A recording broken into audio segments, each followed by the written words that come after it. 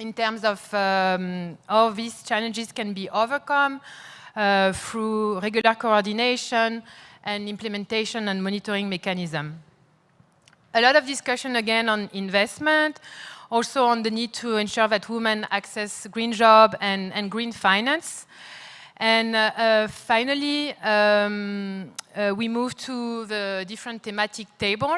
Again, I'm going to try to be as short as possible, but main takeaway for thematic table 1 on aligning NDC with a relevant national policy framework was the need for high-level political leadership that can drive more effective planning. Again, on coordination between the ministry and how we can better include Ministry of Finance. The need to ensure that NDC is really high in the agenda of the government. There was also discussion on regulatory reporting, challenge between ensuring coherence between national, regional, and global priorities. So we also discussed the 3 different Rio Convention and how we can link the different targets and reporting timelines. Thematic table 2 on mobilizing, leveraging means of implementation. Again, a lot of discussion on the role of finance ministry, on the lack of technical capacity, on the need to align with other national development plans when you will be designing the new NDC 3.0. And there was also a call for a more consistent approach of activities to make sure that they are better aligned with national priorities. Then the thematic table 3 on monitoring and tracking progress on NDC action was also focusing on the importance of data collection, again, the need to develop climate expertise, the need to establish legal frameworks. That we also needed a national policy because there was a message that the NDC are often established on international requirements, so it was also a need to look at national policy. And one of the final message was, again, like the political leadership that is needed when it comes to NDC 3.0. So today, as I mentioned, we'll be looking at sectoral opportunities. There will be a presentation from my colleague Anna Kontorov on the sectoral solution. That this will be followed by a presentation from our colleagues from the Climate and Clean Air Coalition on integrating short-lived climate pollutants in this next round of NDC. Then there will be a panel discussion moderated by our colleague Jérôme from UNEP. And then we will break out into different groups to discuss some of this sectoral solution, including energy, agriculture and water, short-lived climate pollutants, and forest and land use. In the afternoon, again, as I was mentioning, we will be looking at the enabler to make it happen. So again, looking at inclusivity, looking at policy and regulatory frameworks. So I'm going to hand it over now to my colleague, Anna, that will be delivering the presentation on sectoral opportunities.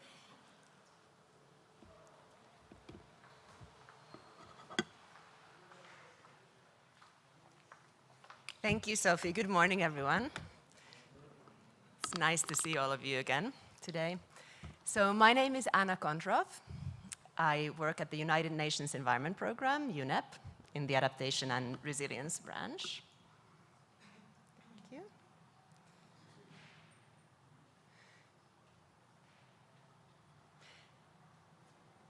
Oh, that's Seraphine.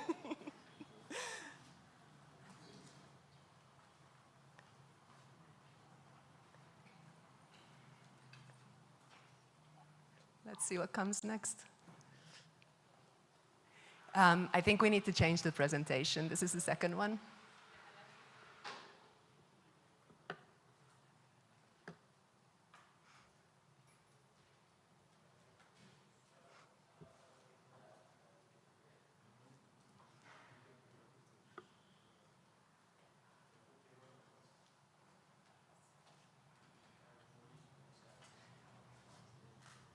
So my presentation, the setting the scene presentation this morning will focus on sectoral solutions for transformative and implementable NDCs.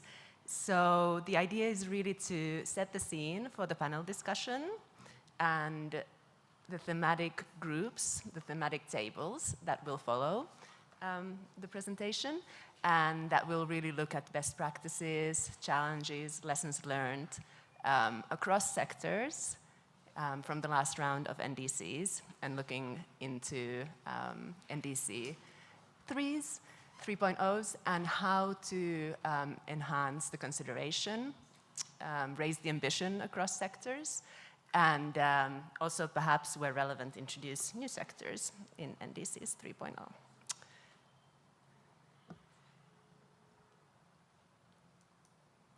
So the global ambition in the next round of NDCs must bring global greenhouse gas emissions in 2035 to levels consistent with the 1.5-degree pathway, as well as ensuring a resilient future for all. And according to the UNEP emissions gap report, greenhouse gas emissions must be cut by at least 28 to 42% compared to current policy scenarios to get on track for the below 2-degree and 1.5-degree goals of the Paris Agreement. And from the IPCC synthesis report 2022 and the emissions gap report, we have a clear roadmap to a low carbon and resilient future. And you can see on the screen the primary sectors to target, and how many gigatons of emission we have the tools and the solutions to cut from each of these sectors. And we can also discuss what this means in terms of adaptation for these sectors. So that's kind of the yellow adaptation lens around the circle. So just to give a couple of examples, in the agriculture, forestry, and other land use sector, which is the green slice of the pie, we have the solutions to cut 13.6 gigatons of emissions. And on the adaptation front, building resilience in the sector, of course, means having crops that are adapted and resilient to increased droughts and floods, also investing in sustainable water management infrastructure and improving irrigation systems, etc. For energy systems, we have the potential of cutting 12.6 gigatons. Another major part of the pie here is industry, dark blue, at 5.4 gigatons. I'll go into a little bit more detail on some of these sectors in the next slides. Just to note that these are, of course, these are global numbers, but it does give a good picture of where efforts can be focused and are needed. And one last point on this slide is that sometimes we think about adaptation and mitigation solutions separately, but what we can see is that often, very often, we can find win-win solutions that address both the need to reduce emissions as well as to build resilience. So that's one of the main messages of this presentation, is this idea of moving towards more integrated systems thinking.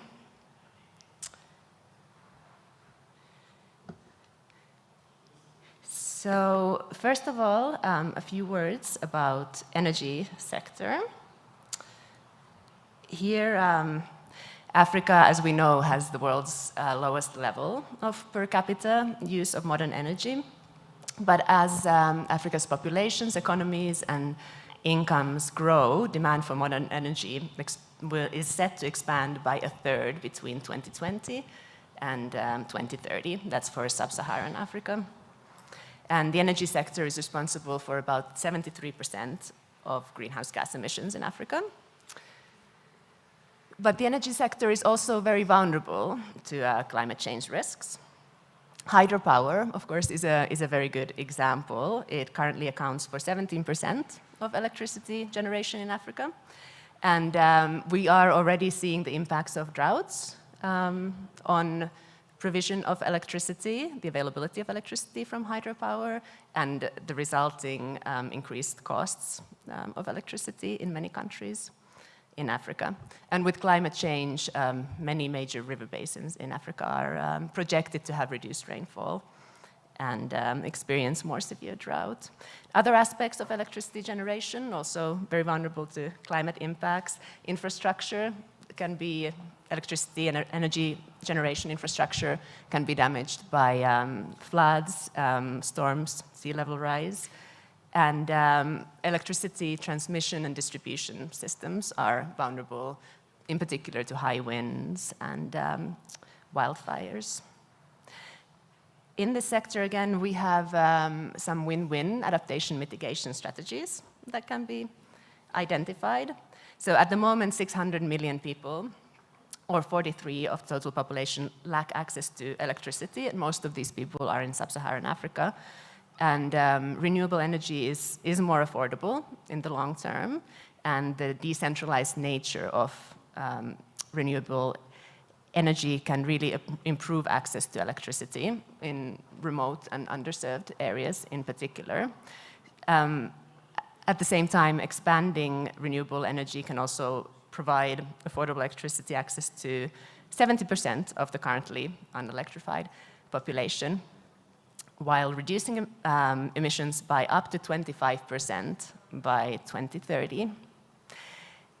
At the same time, the diversification of energy sources, as well as investments in energy efficiency, can not only help reduce emissions, but they can also make energy systems more resilient to climate change and reduce stress on power grids, especially during extreme heat or drought. Transport is another sector that is one of the fastest growing sources of emissions in Africa. It currently accounts for 37% of total CO2 emissions and globally, and demand for passenger transport is expected to nearly triple by 2050.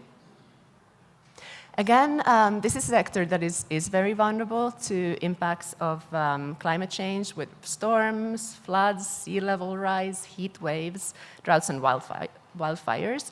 These threaten transportation infrastructure and can disrupt transport operations, which then can have cascading effects, impacts on supply chains, for example. Across Africa, the potential cumulative cost estimates through to 2100 of repairing and maintaining existing roads damaged by temperature and precipitation changes related to climate change range from 183 billion to 248 billion USD. And importantly, this range depends on whether adaptation measures are taken or not in this sector. So clearly there's a strong economic argument as well for improving the resilience of existing transport infrastructure, but also making sure that investments in new transport infrastructure are done in a way that is more climate resilient. Few win-win adaptation mitigation strategies here as well as an example. So expanding and improving public transport systems, of course, is important for emissions reductions, but also increases transport reliability during extreme weather and can also reduce infrastructure maintenance costs due to reduced congestion. Electric vehicles and public transport systems can improve air quality and reduce public health risks, which are exacerbated by climate-related heat waves. So that's an example of where the win-win solutions are not necessarily within one sector. So we're not only looking at win-wins within the transport sector here, but in this case, a measure that is primarily, could be primarily targeting emissions reductions in transport sector also has a win-win effect for adaptation in the health sector. And finally, last sector that I'll cover in this presentation is agriculture, forestry, and land use. So in the lowest income countries, the largest part of greenhouse gas emissions come from this sector, where deforestation and forest conversion, mainly for agriculture, contribute about 50% of this sector's emissions. Of course, there's also methane, nitrous oxide emissions from livestock, rice cultivation, fertilizer application, and unsustainable practices like slash and burn agriculture can exacerbate emissions by releasing carbon that has been stored in soils and vegetation. As we all know, this is a sector that is particularly important for this continent in terms of the climate risks. The agriculture, forestry, land use sector is very susceptible to climate impacts, including changes in rainfall patterns, increasing temperatures, but also the increasing frequency and intensity of extreme events, all of these threatening food security as well as livelihoods. This is also a sector with a great potential for win-win adaptation and mitigation strategies. So, for example, there's a lot of potential to mitigate emissions from this sector by adopting climate-smart agricultural practices, including improved crop varieties and soil management. And many, I would even say most of these measures can also help to build the resilience of agricultural systems to the impacts of climate change. And similarly, the conservation and restoration of forests and expanding agroforestry systems, implementing sustainable land use practices can enhance carbon sequestration, while at the same time helping to attenuate the impacts of floods and droughts and increasing temperatures. We have at UNEP, we have developed these detailed sectoral fact sheets on some of these solutions. You can access these online, and as mentioned, we'll have dedicated thematic tables on many of these topics later this morning. As a final summary, I just wanted to say a couple of words about integrating these solutions in NDCs 3.0. So, of course, the starting point should be to consider all sectors that are critical to your country's emissions reductions and carry out climate risk assessments and analysis or assessment of adaptation options for all the sectors that are critical to your country's resilience. And we're encouraging to look at this from the lens of enhancing ambition, but also potentially integrating new sectors into NDC if there are additional ones that are identified that are particularly important for emissions reductions or resilience building in your country. And as has been kind of the common thread running throughout this presentation, there's great potential to identify adaptation, mitigation, win-win solutions, but also to identify co-benefits for economy as a whole, for other sectors, for the achievement of SDGs, which can help to reach out to new constituencies, as we have already been discussing yesterday, and really to help to bring about this whole of society, whole of government integrated approach throughout the NDC process. And then finally, also we started discussing this yesterday, the importance of moving from having the documents to implementing these ambitions, the importance of having a roadmap to deliver on these solutions across the different sectors. So I will finish there. Thank you very much for listening, and I'm looking forward to our discussions this morning. Thank you.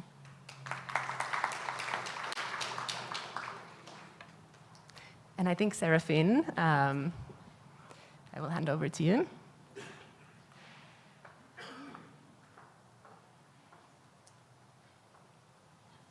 Good morning. So my name is Seraphine Häusling, for those that I haven't met yet. I'm with the Climate and Clean Air Coalition, which is a UNEP self-convened initiative, and we are now a partnership of 190 partners with 90 governments, all engaged on reducing short-lived climate pollutants, also called now non-CO2 pollutants. So we are targeting methane, black carbon, tropospheric ozone, and HFCs. So I'm going to be, oops, how do I start? Sorry. Do I have to? This one? Please do, sorry. Or no. No. That's the only advice I have. Okay. No, this is not it. No, that's not mine. I need some technical support. Let me see, is this one? I don't know if there's maybe like some technical support to get the presentation up. I'm pushing all the buttons, but nothing is happening. Oops.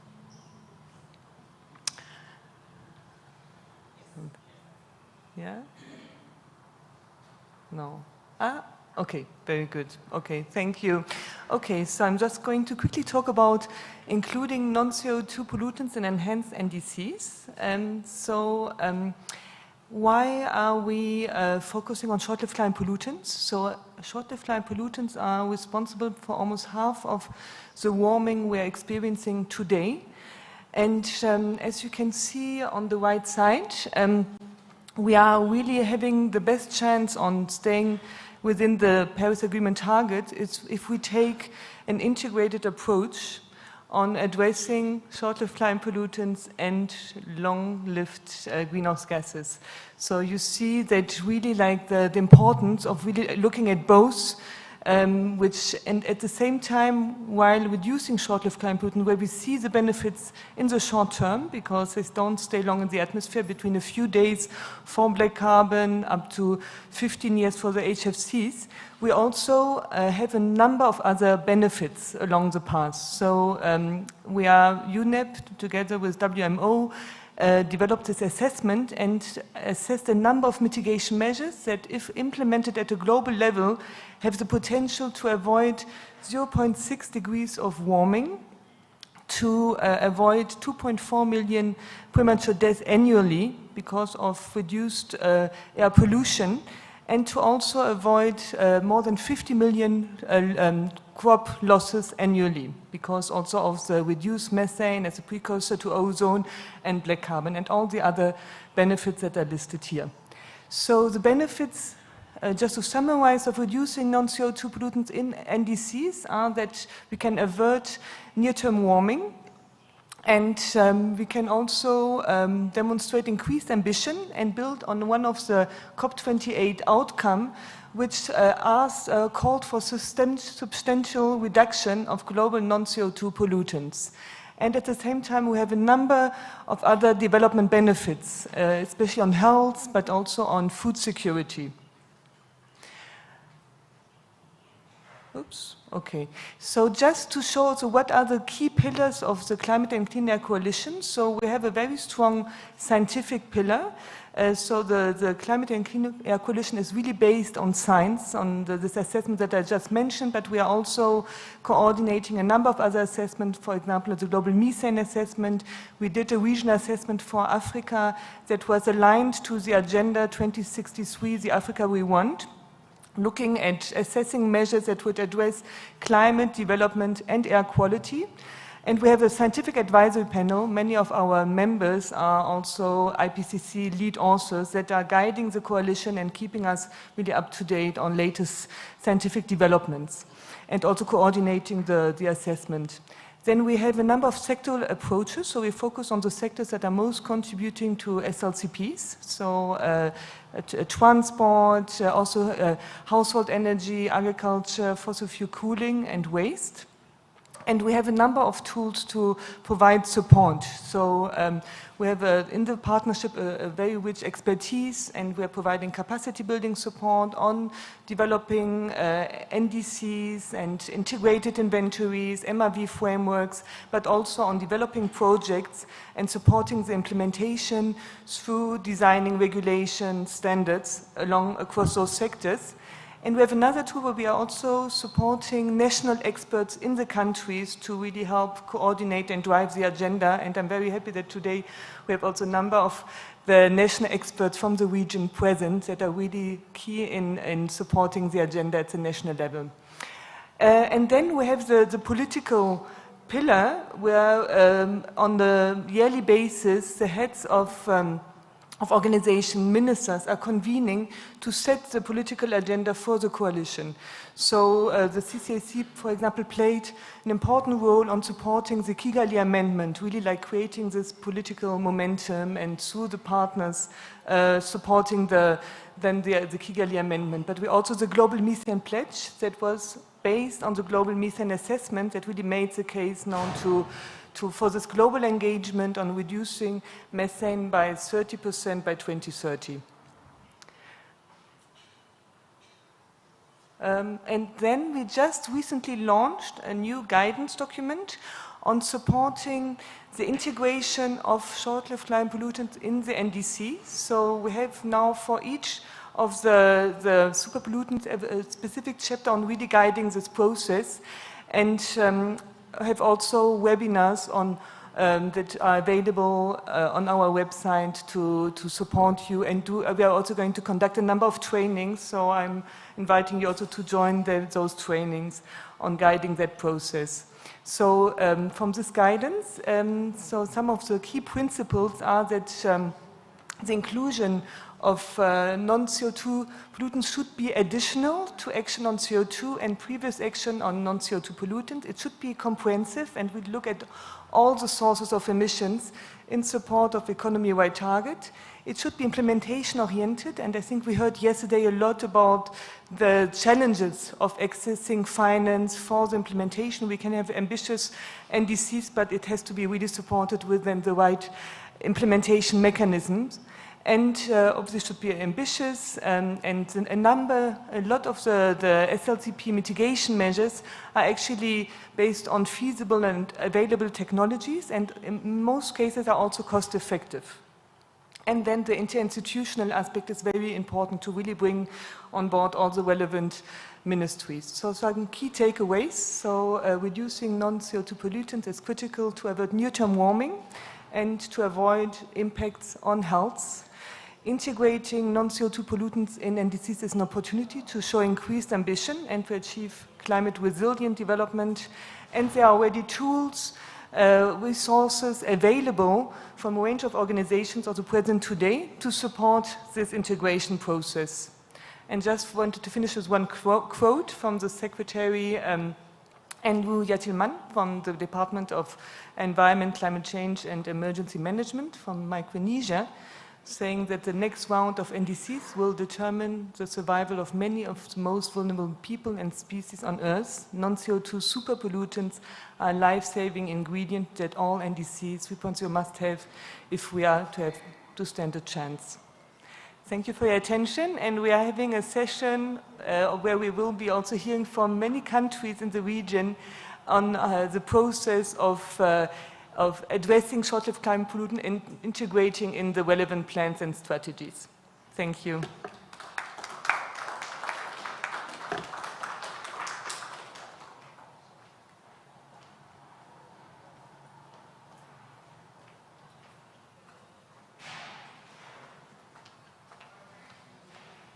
Thank you, Seraphine. So I think we can now move to the panel discussion. I'm going to invite the panelists that are participating to the discussion on sectoral opportunities to join Jérôme Malavel, who will be moderating the panel on sectoral opportunities.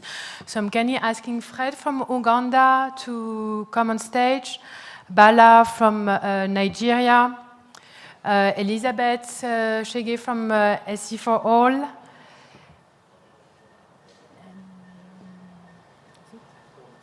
and Thomas from Ghana. please join Jérôme on stage. Thank you.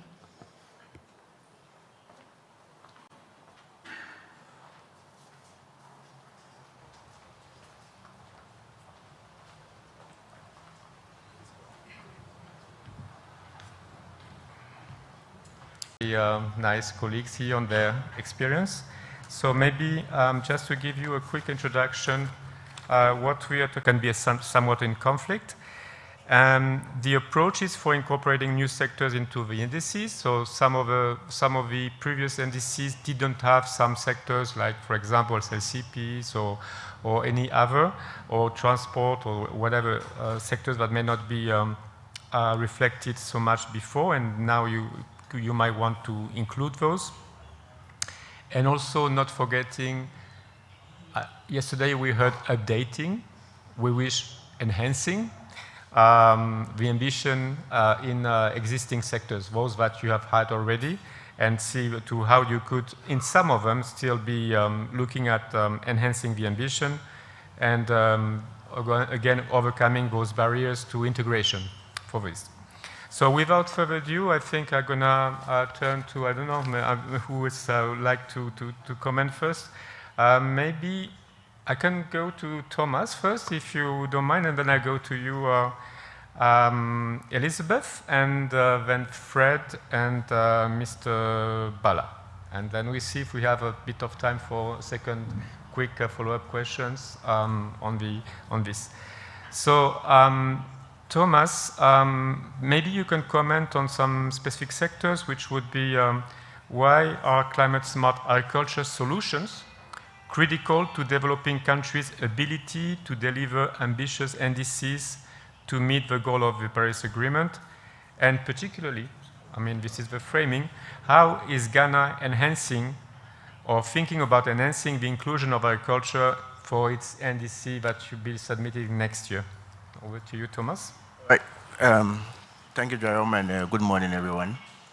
So we in Ghana, under the NDC action projects, worked with the Ghana Irrigation Development Authority, the Ministry of Food and Agriculture, and the Ministry of Environment to try to see how best we can promote solar power irrigation systems under climate-smart agriculture for the country, because it was one of the very key priority sectors the government has selected under the NDC 2.0.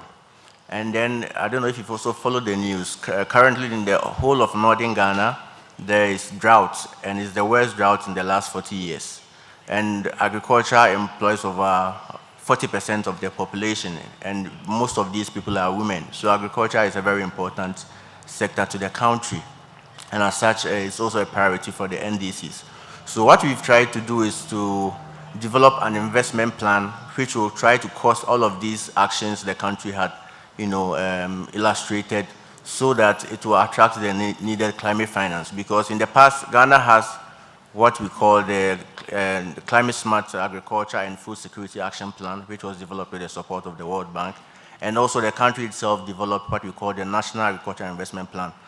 But all of these things were just broad actions with no specific costing and also strategies as to how these can be achieved. But with the support of the NDC Action Project, we try to break these things down and also go beyond that to also develop business and financing models which will actually break it down to the bare minimum as to how we can achieve this, or try to provide the access for the smallholder farmers, because all of these numbers I'm putting out, the worst affected people are the smallholder farmers who are in the northern and the coastal savanna zones of the country.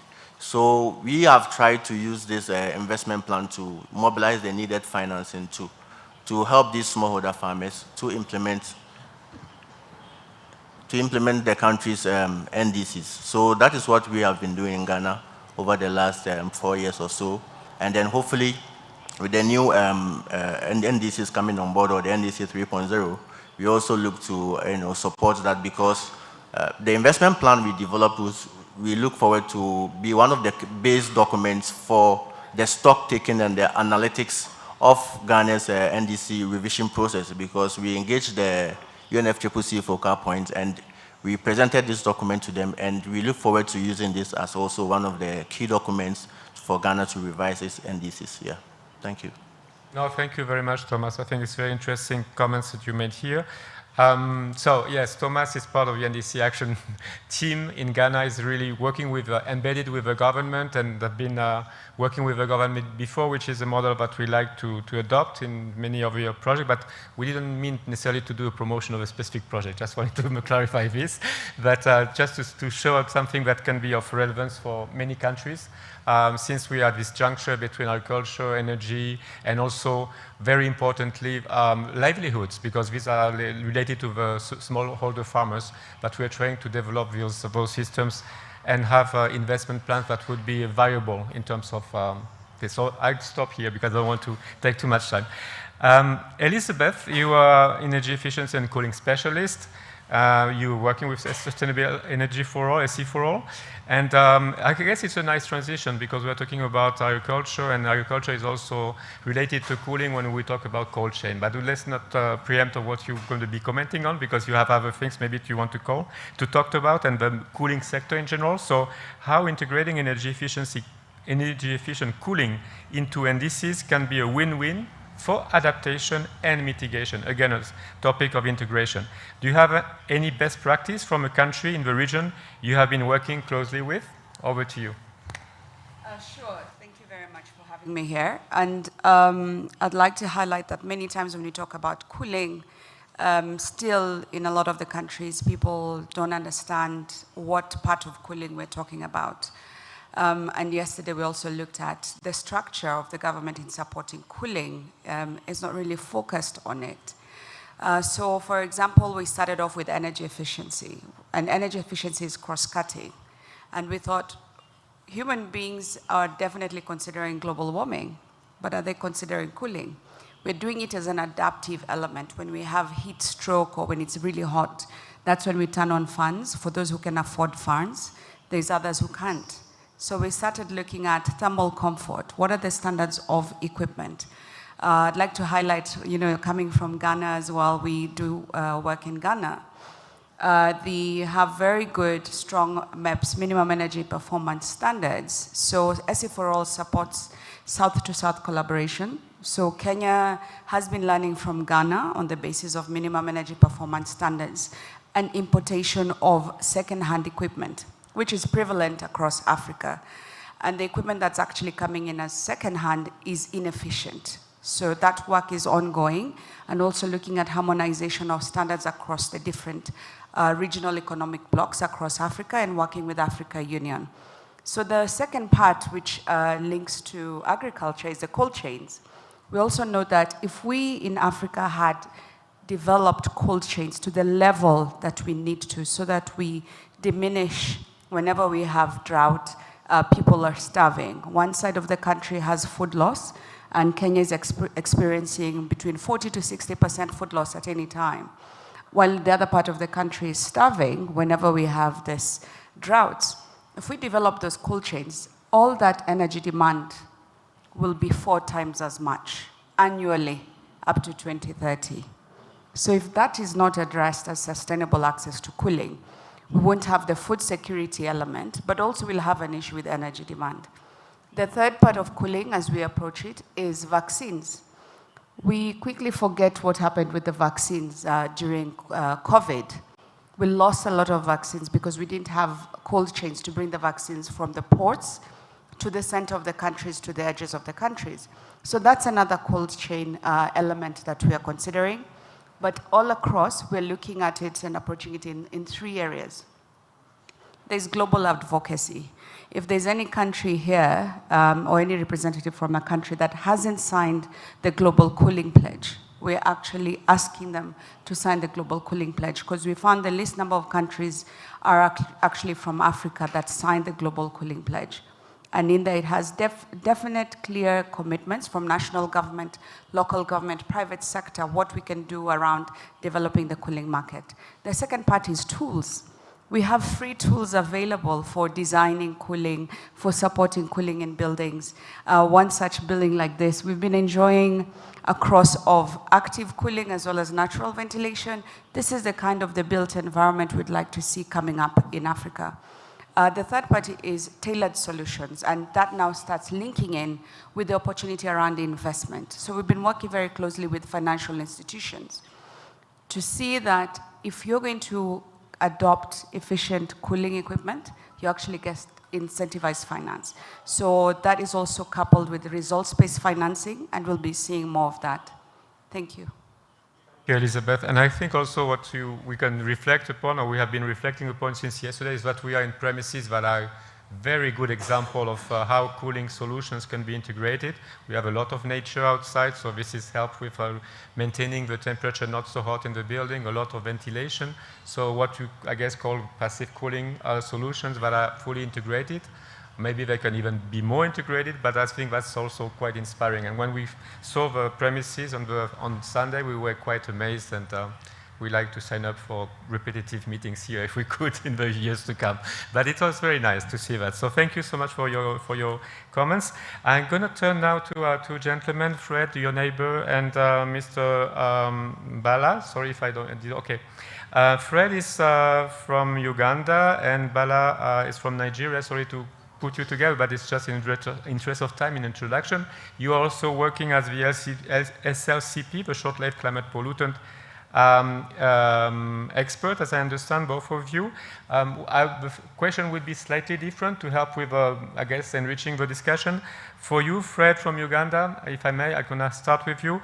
How is Uganda enhancing the inclusion of methane and other non-CO2 pollutants into NDC 3.0 through its national planning efforts and the sector specifically involved with those, that have to take into consideration the non-CO2 pollutants? Over to you, Fred. Are you good on the micro? Yes. Thank you. As already said, I'm Fred Onyai. I work with the government of Uganda as the national expert for management of short-term climate pollutants across the sectors on behalf of CCAC as a national consultant. And I would like to unfold this answer into the context, and the context that Uganda is currently working on mainstreaming the short-term climate pollutants, including methane, across sectors. One, in the context of the national priorities within the national development planning process. And secondly, we are looking at this in the context of climate and air, clean air action. Take into account the multiple benefits, or what we call the simultaneous co-benefits. As already stated by Seraphine, and there are a number of benefits that we can get in the principles that are already stated, being ambitious, having additional interventions, and being collaborative and comprehensive. And more so looking at the core benefits. Because right now we have a tradition of looking at the greenhouse gases as per the principles and the guidance given by IPCC. But we are not looking at the core benefits that we can get from mainstreaming the non-CO2 pollutants into the NDC. So for this matter, CCAC started helping Uganda, one, by having a statement of purpose in the current updated NDC, that is NDC 2.0. And secondly, supporting the government in developing regulations on air quality that takes into account all the short-lived climate pollutants. And thirdly, we have got support from projects that are now mainstreaming short-lived climate pollutants across the sectors. One, we are developing MRV system for clean cooking in the energy sector. And at the same time, we're also developing the national integrated strategy for clean cooking in Uganda, where by 2040, we are looking at 100% access to clean cooking in Uganda from all sources of clean cooking factors. And secondly, we are developing what we call national strategy for organic waste sector, take into account all the pollutants related with the waste, especially the black carbon and the rest. And fourthly, we are also now developing what we call a strategy for compulsory heavy-duty vehicles and engines inspections in the country, take into account the standards that we have developed and the ESC standards on ESC means East African Community standards on vehicle emissions. And again, we are also developing to summit now for mainstreaming all these, the non-CO2 pollutants, including methane. We are developing the national action plan, national mitigation plan for short climate pollutants and national methane roadmap. This will be mainstreamed into NDC 3. How? We are going to look at what we call the high impact or common metrics. That is the targets and the KPIs that can be integrated into the NDC 3 or NDC 0.3. How? We are looking at one, can we have a kind of option or combination of metrics or indicators or the targets that we can mainstream that can take care of all the multiple core benefits, which are simultaneous in actions in the context of climate and clean air action, with that withstanding the actions for CO2 and the actions for the non-CO2 pollutants. And all being done take into account that we are working as one. The sectors have been working through thematic working groups. And these groups are the same groups that we are using for mainstreaming short climate pollutants across the sectors. It's the same groups we are using for also updating the NDC. I've got colleagues here from the climate change department and that's coordinating all the projects under CCSC so that we take into account the legal framework. Because the National Climate Act in Uganda gives mandate to the Ministry of Water and Environment, Climate Change Department, to take care of all the aspects of climate change management, including short-lived climate pollutants. So the legal framework is available, and already the practices that we have been having in place that I know can enhance the process. More so the thematic working groups and the all-inclusive approach that we are having in Uganda. Thank you. Well, thank you very much, Fred. And maybe I turn to you, Bala, and I guess we have an elephant in the room, but I'm not talking about Côte d'Ivoire soccer team. I'm thinking about the fossil fuel industry, which is very important, of course, in the context of Africa and also new potential for fossil fuel exploitation and so on. And Nigeria is, of course, a very big oil-producing country, and that's not the only one, Uganda next to you, and many others. Maybe what would be interesting, given this situation and that the resource is there and countries decide sovereignly to continue exploiting them, or maybe to thinking about reducing with some time before they do that, how do you see that you can still take certain actions on fossil fuel regulations and related methane mitigation targets in your NDC in Nigeria? How do you see this coming from your perspective? Over to you. Thank you. But before I start, I want to say I'm here with my colleagues from the National Council on Climate Change. I have Mr. Shelling and Chioma and Yubi. They may, contribute to where I overlook some certain points. Just to start, Nigeria is an oil and gas country, and mitigation of emissions from the oil and gas sector is a priority for Nigeria, and it is included in our NDCs. Just to mention that when we are approached with such an important task, we normally go into strategic thinking to do a comprehensive stakeholder mapping to include all stakeholders that will play a role in the development and implementation of policies. And then we go ahead to create awareness among those stakeholders so that everybody knows his responsibility as we move towards implementing the policies. And then we go ahead to mobilize all the stakeholders and then kick off our actions. And this is what was applied in the development of the INDCs, then the 1.0 NDC, and then the revision of the NDCs into 2.0. And in all this, the oil and gas sector policies were adequately taken care of, and ambitions have been raised as we progress into the 1.0, 2.0, and we will make sure that we also, raise the ambitions in the 3.0. To a large extent, we have been implementing these policies to reduce, methane emissions from the oil and gas sector. But then, along the way, we have been supported by various, international development partners. And of significance is the Climate and Clean Air Coalition, which, supported Nigeria to develop a national action plan to reduce short-lived climate pollutants, which has been approved by our Federal Executive Council and is currently under implementation. And in those 22 mitigation measures, oil and gas sector measures were very, very, prominent, including, reducing gas flaring to 0 by 2030, and then reducing fugitive methane emissions, and also, reducing, controlling emissions generally across the sector.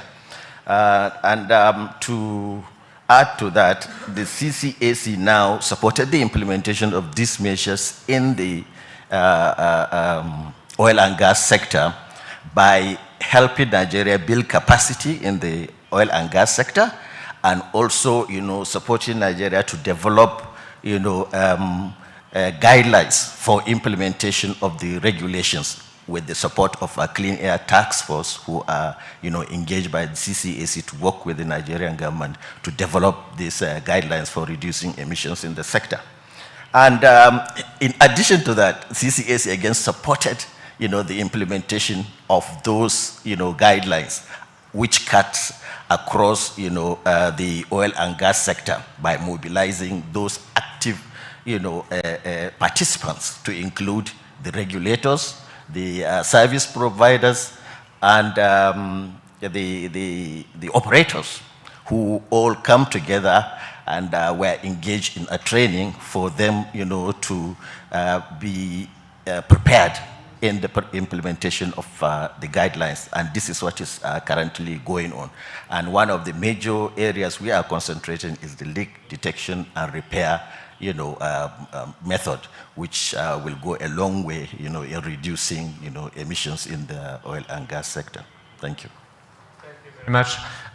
Maybe just, I guess, a common thread all this discussion, we are talking about integration. And integration can have several dimensions, integration across sectors, and there's been several examples about that. I mean, even some of what we haven't given justice to all the possible integration that can happen over connections, but the idea was just to give you some sort of teaser for the discussion that you will have later. When you were talking about the e-cooking, for example, I was thinking in the clean cooking, not e-cooking, but clean cooking that could be e-cooking. In Uganda, we also have seen that can be even more, I would say, acute as a challenge when you are using on, that you are relying on forest, wood fuel that is not so much available in areas where you need it most, or you need it in increasing volume because, for example, you have displaced population or you have refugees from neighboring countries. So all those connections. Now you go talking about displaced climate, displaced population, climate, energy, forestry, all this can be linked. So that's another example of that coming to mind when you were talking about that.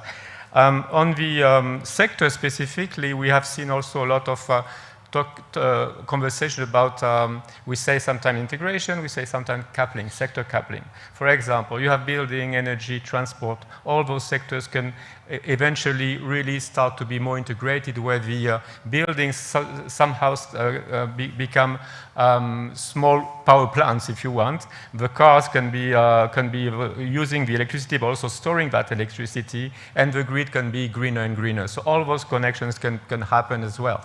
This is something that is quite moving.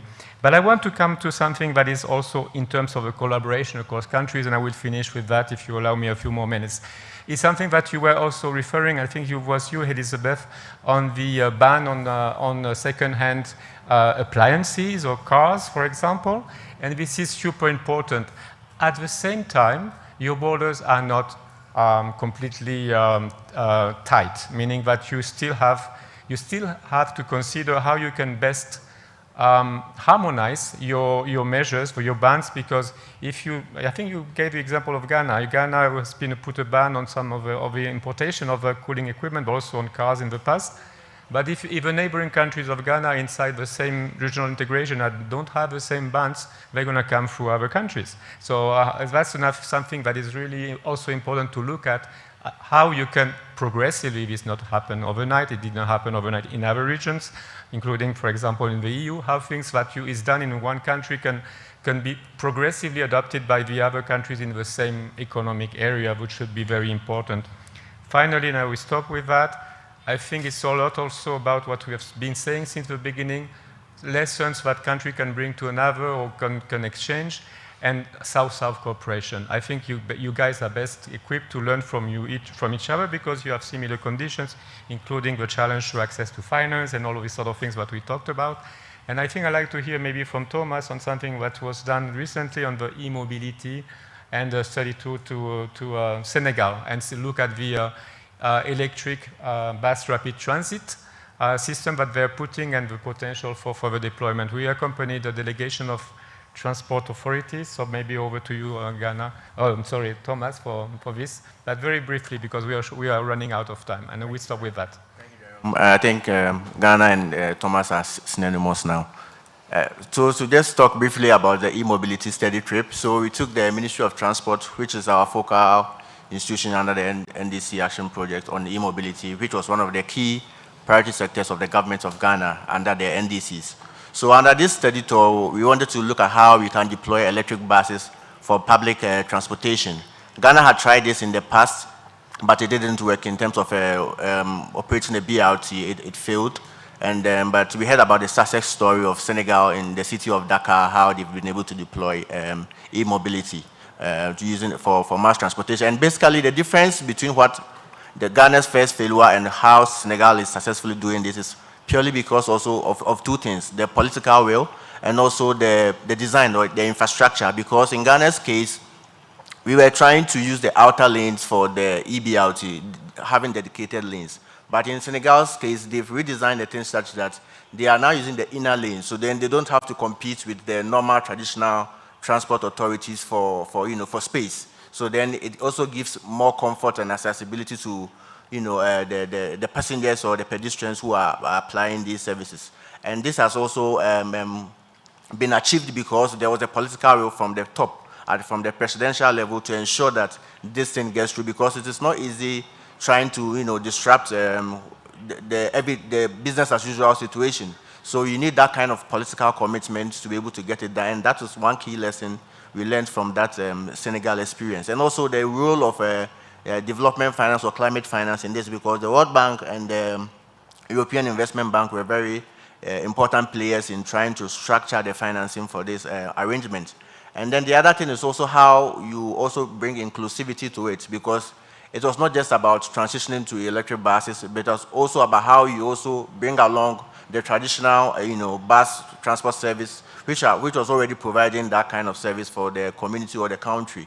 So trying to formalize them, moving them away from the old ways of doing things to try to formalize their operations and all of that. So those are some of the key lessons we've learned. And transportation is very important to the development of every country, and also especially in the context of NDCs and mitigation, to try to ensure that you cut down on your carbon emissions. And Ghana still has hopes of trying to move forward in this direction.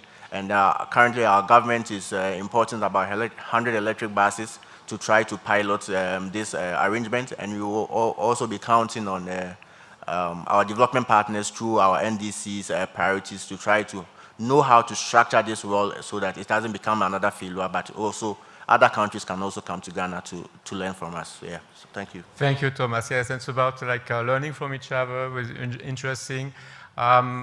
And also emulation across countries, because I heard this funny phrase in Ghana once, is that Big Brother, meaning Nigeria, has been moving forward very quickly on e-buses, so we also need to get up to speed.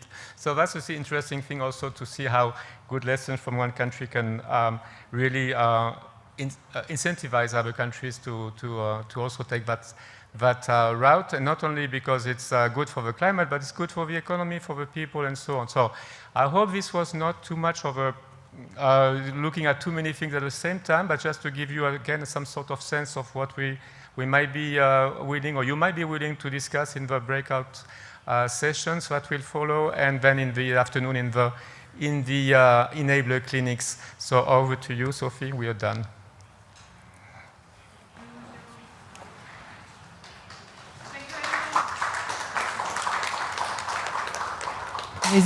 Okay, the mic is working. Now, I just wanted to say there is a quick coffee break. I'm going to ask you to please come back in 15 minutes. So really 15 minutes. We'll call you back in the room so that we can explain the methodology for the breakout groups. There will be a thematic table, 4 of them, but also available in English and French. And Jérôme will explain after the coffee break, after everybody has a dose of coffee, the methodology. So 15 minutes, please come back on time, please. Thank you.